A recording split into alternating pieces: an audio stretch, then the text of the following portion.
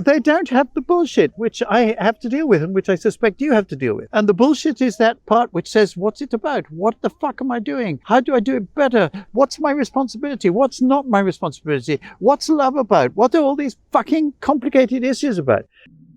Okay, so there's so many topics that... You talk about what interests you.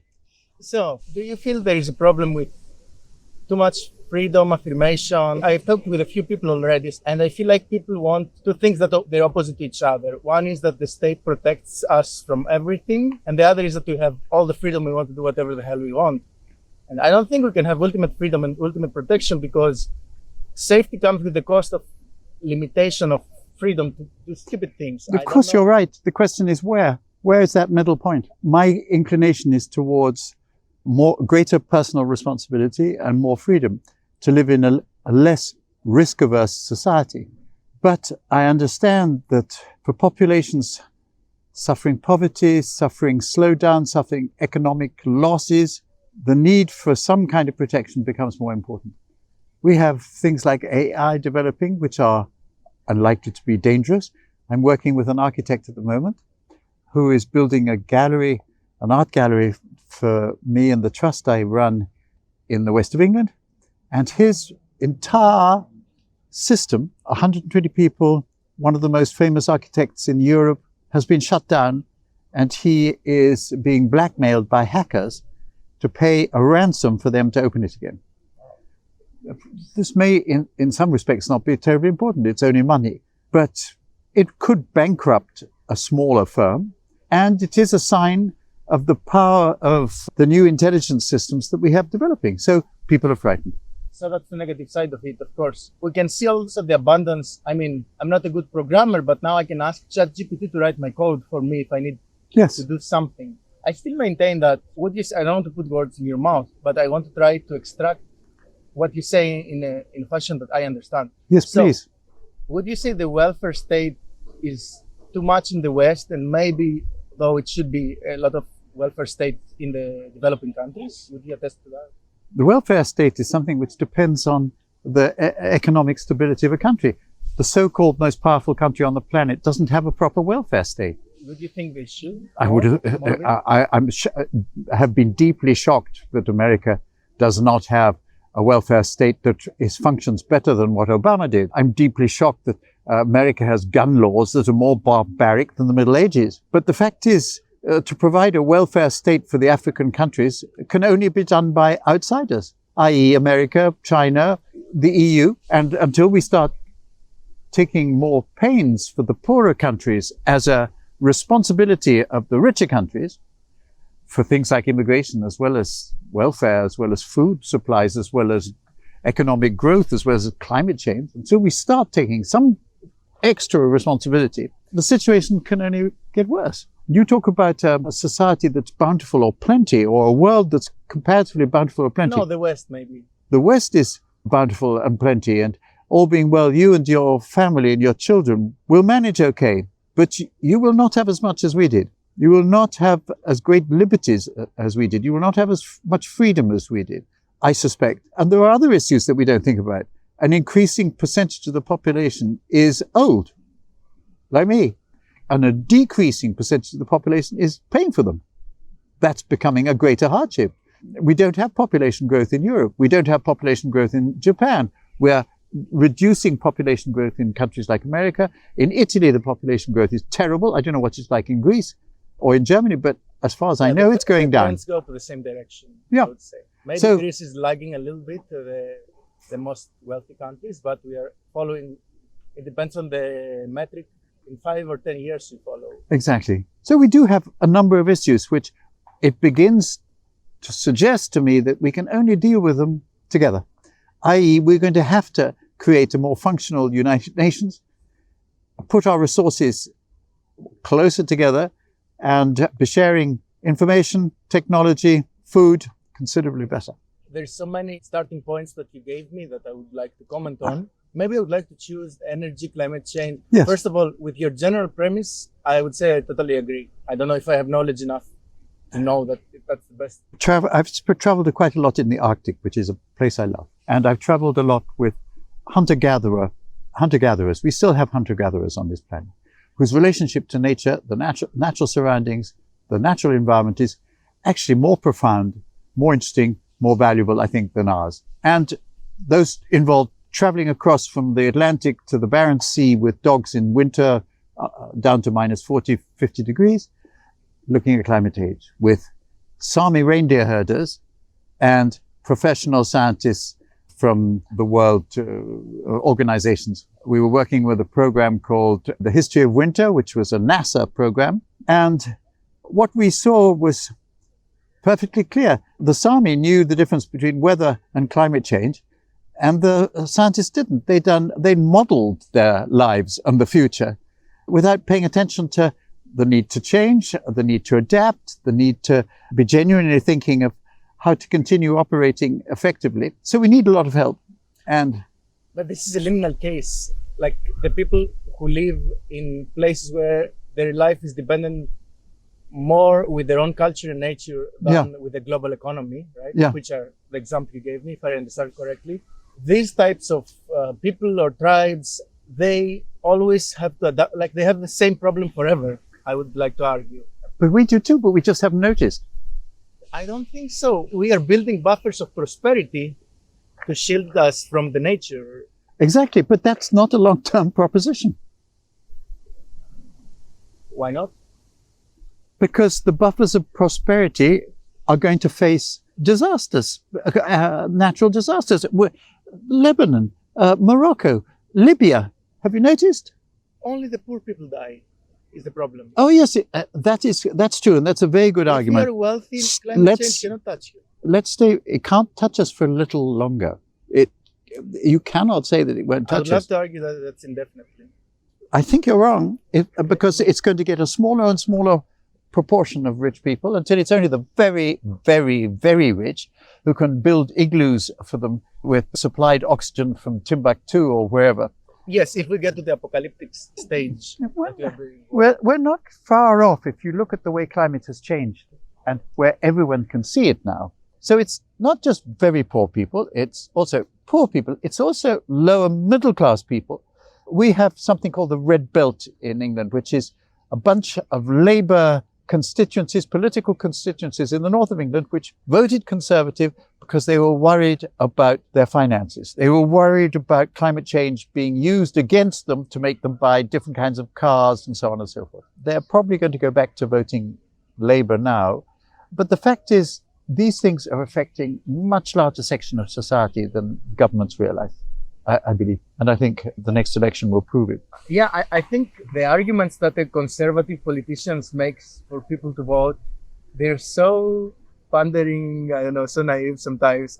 I'm not sure they're naive. They're dishonest. I find them dishonest, increasingly dishonest. But everybody's dishonest. I mean, even the climate agenda that tries, the Greta Thunberg. Okay, but I think some people are more dishonest than others. And right now, we've had a Conservative government for the last 12 years, and they have, in many respects, they are in the process of destroying the country, starting with Brexit, starting with other things. My business is making traditional textiles in Samarkand, Bukhara, Turkey, and other places.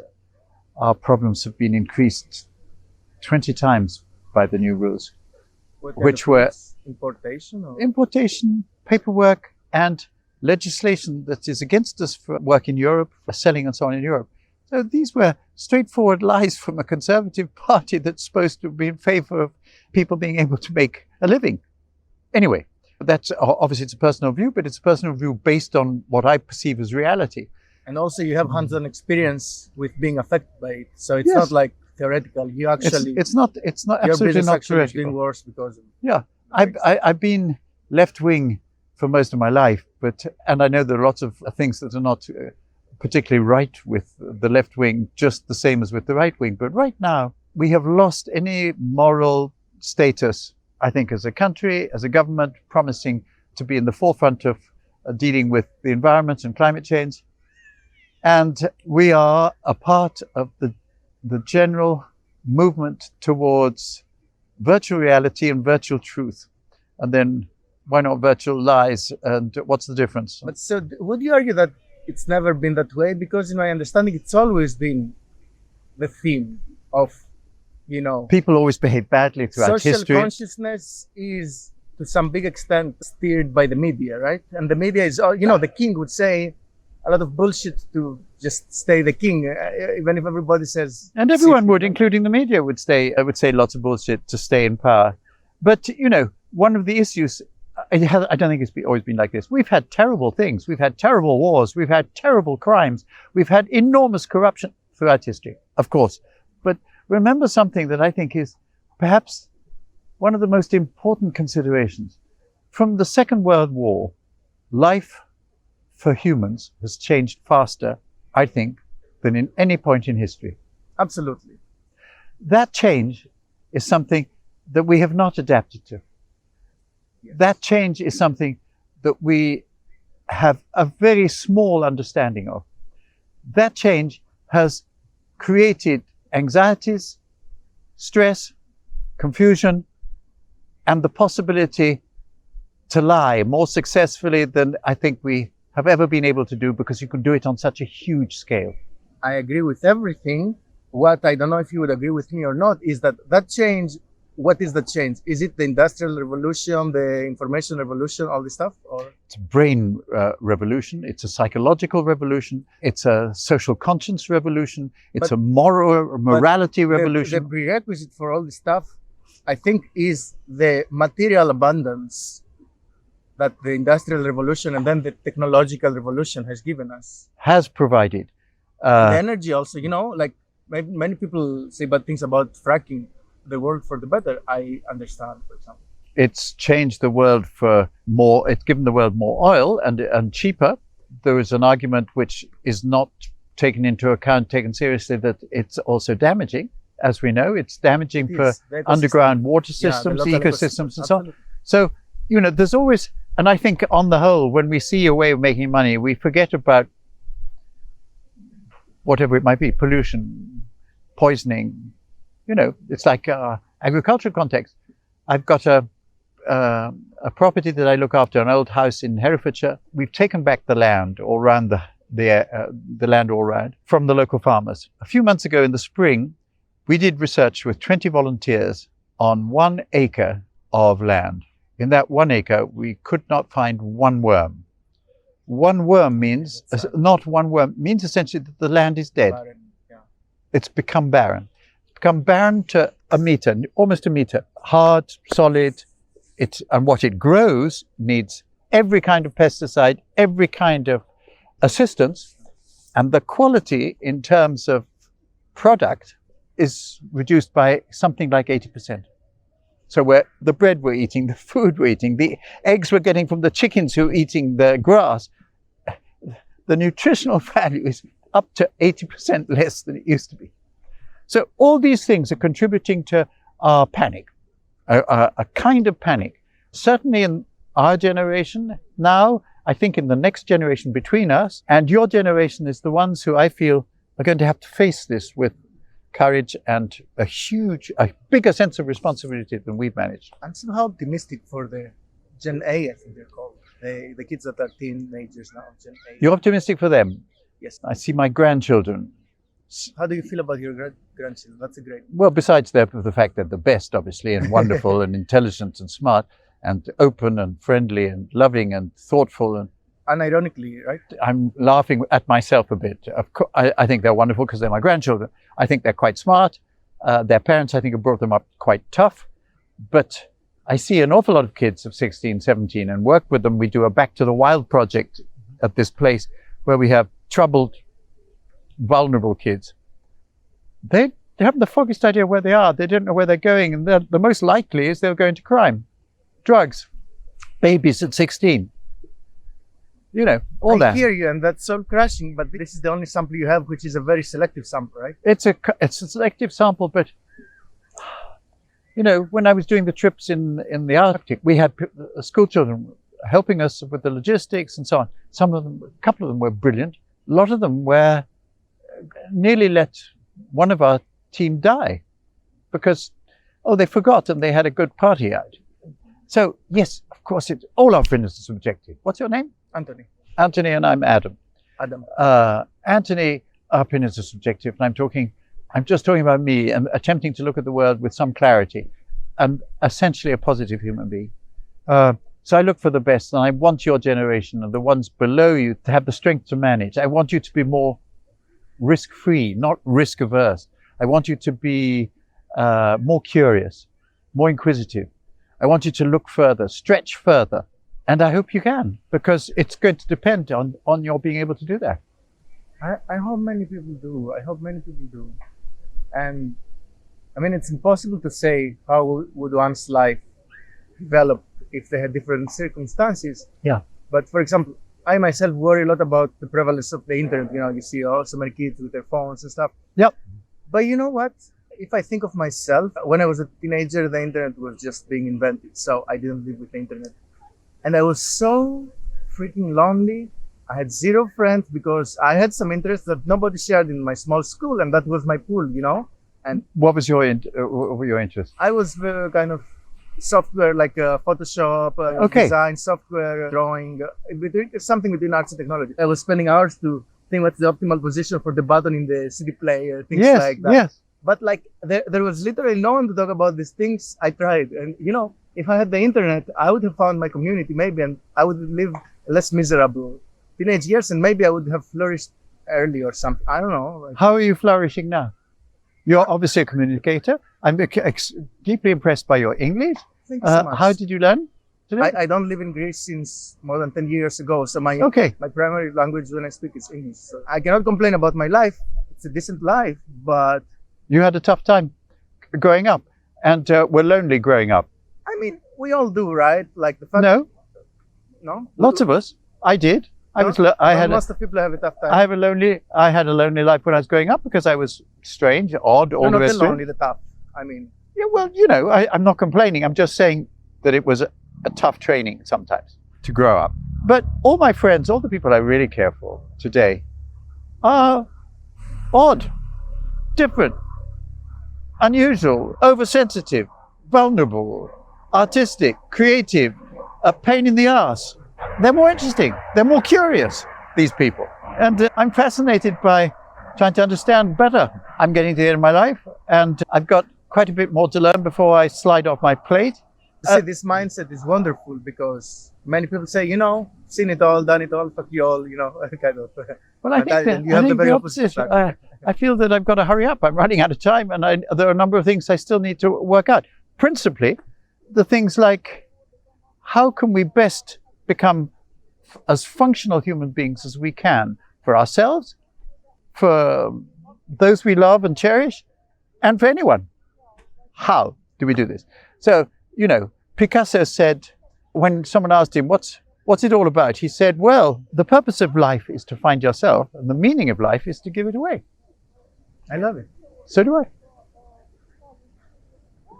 But I have some opinions on it. Good. If you would love to hear them, and you can comment on them. My understanding is that there may be too much focus on introspection, finding yourself, quality time with myself, self-care, you know, this concept. Yeah. I think, like we say, you know, love, somehow, because we are inherently a social animal, humans. Yeah. The way to find ourselves is by doing it. And you have traveled a lot. I'm sure I will. Yeah, but what the fuck is finding yourself? Wait a second. Finding yourself is getting out there and working your butt off. It's not a revelation even. It's a way of being. So I'm sure you have met people that they're completely unaware of who they are. Yeah. And that makes them exactly the right person to be, because they never spend a second to try to think, who the fuck am I, what I'm doing with my life? Because their interaction with other people is so meaningful, so inherently meaningful, that this is exactly who they are. They never have to think about it. Thank God for human beings like that. The problem is... You know who I'm talking about. I know exactly what you're talking about. Yes, and they're the most precious human beings, because this is the meaning they of they don't have the bullshit, which I have to deal with, and which I suspect you have to deal with. And the bullshit is that part which says, what's it about? What the fuck am I doing? How do I do it better? Who should have... What's my responsibility? What's not my responsibility? What's love about? What are all these fucking complicated issues about?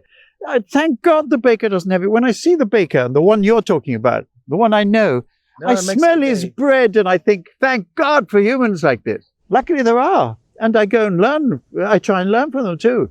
You know, I've got a farmer, a vegetable grower. She has a shop in Ledbury in the middle of nowhere in Herefordshire. And she's sane.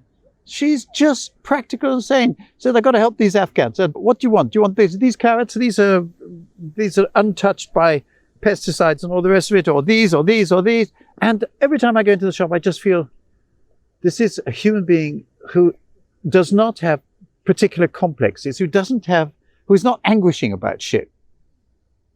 They are the salt of the earth. So that's what I love about humans. This is to be human in the ultimate form, but your way of living is also to be human in the ultimate form at the same time. And I don't think like it's kind of an ecosystem. Don't bipolar us. Don't polarize us, please. You know, we need these sane people more and more. We need them more than any other person, that kind of people. And we probably need a few of the dotty ones and the tortured ones and the anguished ones who become painters and writers and poets and artists and musicians and composers and inspirators in a different way.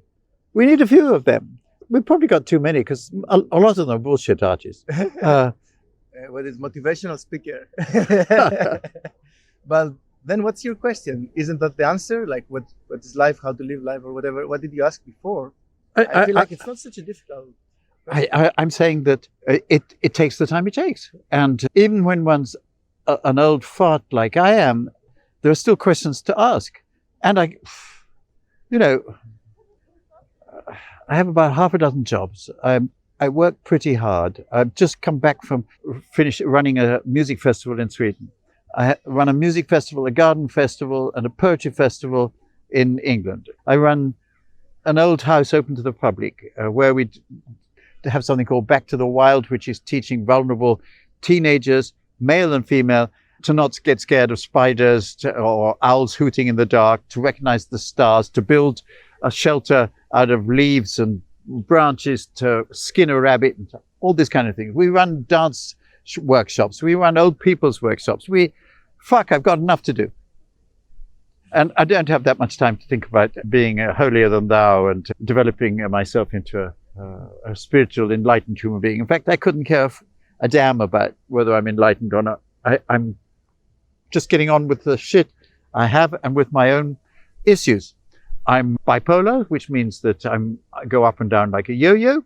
The mood-wise, or what does this? Bipolar means manic depressive. Sometimes I know I can change the world for the better, and sometimes I say I may as well shoot myself because I can't do anything. So there's this little difference which one lives with. To need medication or stuff like that? In my case, yes. Okay. Otherwise, I drive off the road when I'm not thinking, or do something silly. So I am on medication and have been for 20 years, and more or less balance that. So I can't help being a tragic as well as heroic, or trying to be both, trying not to be either. I mean, if somebody lives 90% of their life being a boring, lazy, or inconsequential piece of shit, and then this not even 1%, if you do something meaningful, I don't know, I think that's already good enough. Yeah, but that's other people to choose, I've written a few books, a novel or two, children's books and so on. And I always thought they weren't good enough, which is normal, which is the right way to think. You can do better. So what do? You go on, it's not enough. I thought I could be a songwriter when I was a kid. And I wrote a bunch of songs, and some of them weren't too bad, but I knew that they could be better. They should be better. And they weren't better. So all these things, this is what one struggles with. This is what one criticizes oneself about. This is what one tries to do better than. This is how we grow up, with all these confusions, all these dichotomies. That's how we are. And I have to go in a minute.